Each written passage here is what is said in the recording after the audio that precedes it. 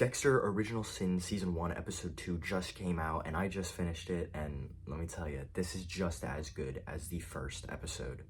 It's like the showrunners knew it was my birthday today, because they gave us 2 episodes instead of 1, and I'm so excited for that.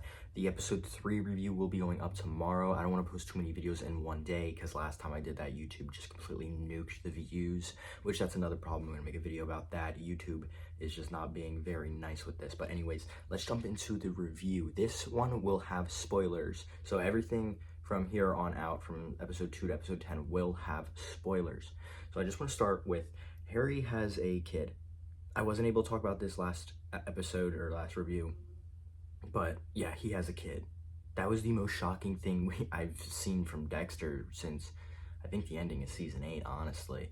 That was just, it was so shocking, and it explains a lot about, you know, the whole backstory of Harry and Deborah and Harry's wife. I forget her name. I don't know why I'm forgetting her name. But the next thing I want to talk about is when Dexter was in the little restaurant with Masuka and Angel and Harry's partner. I forget his name too. I don't know why I'm forgetting that right now. We see a guy approach Dexter, and he looks he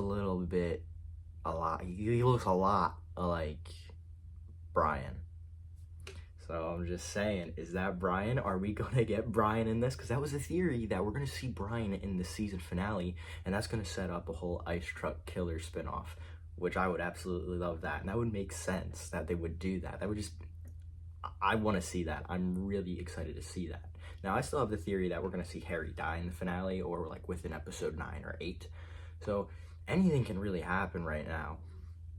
They're creating pretty much a whole new story that we like don't know yet, but they are building off of stuff that we have known. It's really, really cool, and I like that they're doing that with this show. This episode also showed us the first crime scene that Dexter was to officially, and I really enjoyed that. I think that was very, very cool that we saw that, and we got to see his mind work pretty much for the first time at this crime scene. I did enjoy it felt like the good old days back in Season 1 when he's explaining like, oh yeah, the blood hit this way and there's a void here, but then everybody was like clowning on him for that, which I think is just stupid. That guy just did your job in like 30 seconds. He's literally the best one there, and he just started like that day, I'm pretty sure. I also have a theory that that lady, I forget her name, but the one that's like working with Dexter in Blood Spatter, the one that Dexter's going to replace, I have a theory that he's going to end up killing her. I think that she's up to something. She's done something. Which, you know, with what we saw here with the kidnapped kid, maybe she's involved with that. I'm just saying, maybe she's involved with that, and Dexter has to take care of her too. Like, maybe it's a whole circle going around, which I think that would be a pretty cool and interesting plot point. Overall, I don't want to give this episode another 10 out of 10.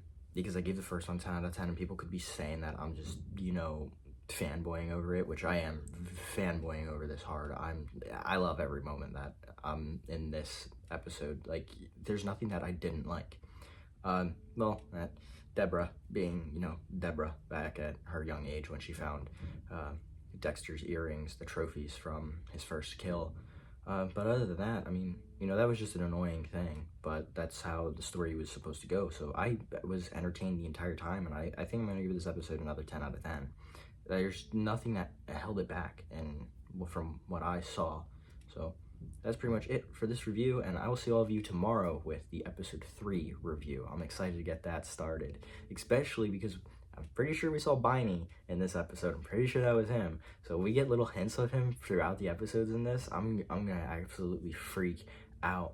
Now, there is gonna be a gap between the episodes. There's gonna be like a 1 week gap. So maybe they're gonna announce like an Ice Truck Killer spinoff in that gap, and that's why they're giving us that gap. So I'm excited to see what happens. I cannot wait. I'll see all of you tomorrow.